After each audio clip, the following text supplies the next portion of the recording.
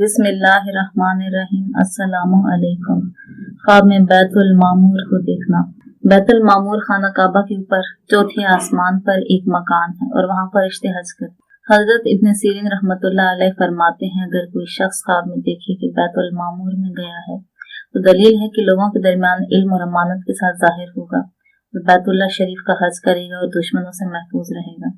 और अगर बैतुल मामूर को जमीन पर देखे तो दलील है कि आलिम और आदिल बादशाह का मुसाहिब होगा। और अगर देखे कि बैतुल मामूर में घर बनाया है या उसमें सोया है तो दलील है कि उसकी मौत करीब आ गई है। और अगर कोई शख्स ख्वाब में देखता है कि बैतुल मामूर के इर्द गिर्द तवाफ करता है तो भी यही दलील है कि वो दुनिया से रहलत कर जाएगा। और अगर किसी ने बैतुल मामूर को मस्जिद की तरह देखा, उसमें नमाज पढ़ी, तो दलील है कि उसके तमाम मुरादें पूरी हो जाएंगी।